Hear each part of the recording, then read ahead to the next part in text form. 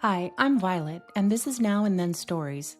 Each week I share the stories I write, tales of love, chance, and the quiet turns of life that sometimes change everything. This week's story is called Grateful. Paris believed in symmetry, at least at the house she was born into. To her mother, beauty was geometry, straight spines, perfectly angled wrists, the precise arrangement of crystals so that the light behaved itself. A thin cane rested near the front door of their apartment on the Grand Boulevard, not as punishment, but instruction. Her mother would tap a wrist, a shoulder, the soft curve of a knee, and say softly, "Here, this is where you align yourself with destiny."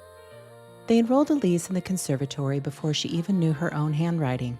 By 7, her body was a promise kept. Ribs like cage bars, ankles as narrow as the necks of perfume bottles, feet her teacher called offerings. She learned the language of motion before she understood the language of adults.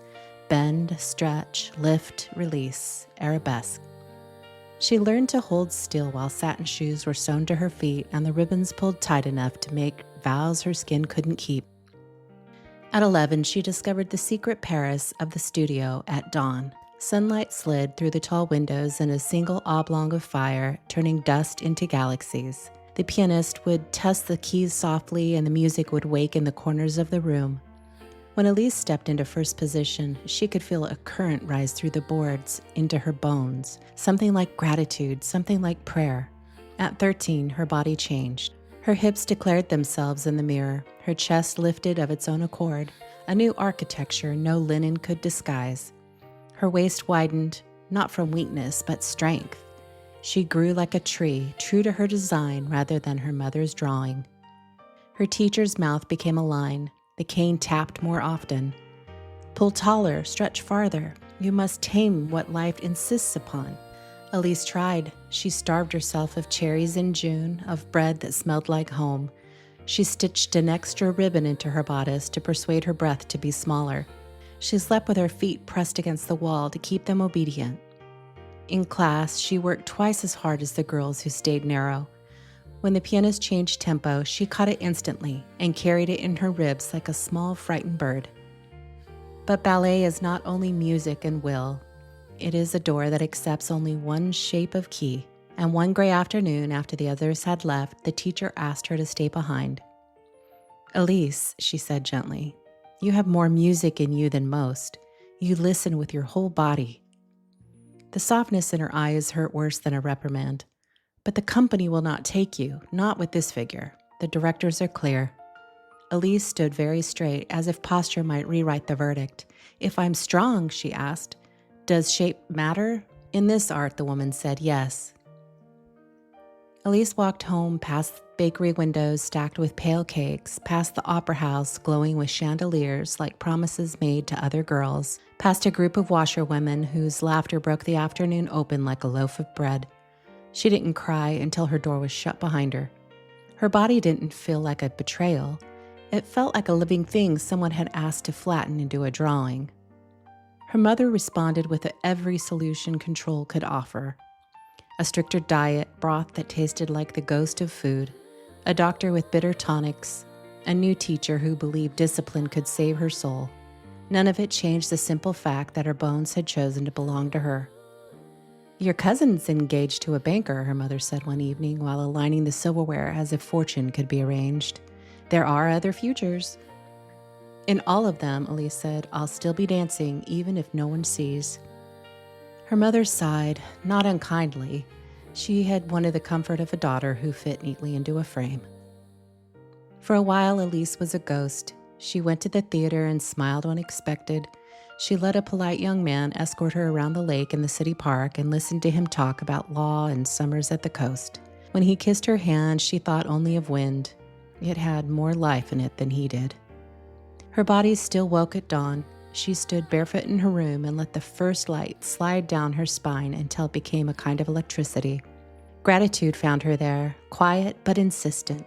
Even without a stage, something in her was still grateful to be alive. Then came a Tuesday that smelled of rain. She ducked beneath a stone archway to escape the sudden downpour and stumbled upon a small courtyard where a handful of girls were practicing to a battered piano. Their teacher was a woman with dark hair, sleeves rolled up, her voice clear and kind. Again, the woman said, smiling, "We begin with breath. The rest is decoration." Elise should have kept walking. Her mother was waiting for her at tea, with guests who discussed fabrics as if threads could hold a life together, but she stayed. The girls tried to raise their arms in graceful arcs and failed, their elbows stiff from lives spent lifting buckets and carrying siblings. Their mothers stood nearby, women in aprons, hands chapped from work, watching with the intensity of people who could measure hope in coin. The teacher caught Elise's eye. "You there," she called. "You have the posture of someone who speaks music. Help me." It is an old truth. When the right invitation arrives, it feels like memory. Elise stepped forward. The girls stared at her dress. The mothers stared at her shoes. Rain shimmered between the world and this small hidden corner of it, and for one moment the courtyard felt like a theater built entirely from kindness. "What's your name?" the teacher asked. "Elise," she said. "Elise," the teacher repeated, as if testing the sound. "Show them how a hand can think." So she did. Not the harsh, perfect lines she had been drilled to perform, but the gentler ones her ribs remembered. "Begin with breath," she told the girls. "Everything after that is grace."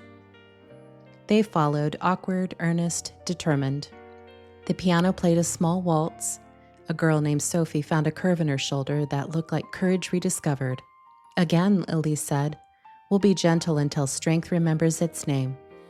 When it was over, the mothers pressed coin into the teacher's palm and whispered about the stranger who had come to help. Elise told the girls to return tomorrow without asking permission from anyone, not even herself. As she walked home through the steam rising from wet cobblestones, she realized the music inside her hadn't died. It had only been waiting for a place that would let it breathe. Within a month, they found a room above a bakery that smelled of sugar and yeast. The floorboards weren't level, the windows stuck. The mirror was old and spotted, telling truth in 100 fragments. They bought a used piano with more missing keys than good ones and loved it anyway. They kept 2 tins, one for lessons, one for girls who couldn't pay. Both filled and emptied in rhythm, like lungs. Elise taught posture, yes, but she taught something deeper first. How to stand as if you belonged in your own life. How to breathe like you meant it. How to let music speak what you were too shy to say aloud. The laundress's daughter learned soft hands. The seamstress's niece learned her back was not a burden. A grocer's girl named Colette could never master fifth position without tripping over her own toes. But when the piano struck a minor chord, her face opened like a window and the whole room felt lighter. Sometimes the wealthy arrived, daughters of friends, girls tired of being perfect. They came at dusk, still wrapped in the perfume of polished homes, and stood beside the bakery girls to remember what clumsy joy felt like. At night, when the moon washed the crooked ceiling, Violet would stay behind and dance alone. The piano seemed to understand her moods. Her feet remembered that joy wasn't a stage cue, it was a pulse. The shadows danced with her, no applause needed. Each season painted Paris differently. In summer, laughter drifted through the open windows. In winter, their breath turned the studio into a small cathedral. The city carried on with its operas and its etiquette, but Violet and her girls waged a quieter rebellion. They taught themselves to inhabit their bodies like homes with open doors. Word reached her mother eventually. One afternoon, a carriage arrived, its presence making the street seem narrower. Her mother stepped inside the small studio, looked at the tilted floors, the piano with its missing notes, the row of little shoes lined up like waiting boats. For a long moment, she said nothing. "You teach?" she said finally. "You teach these girls?"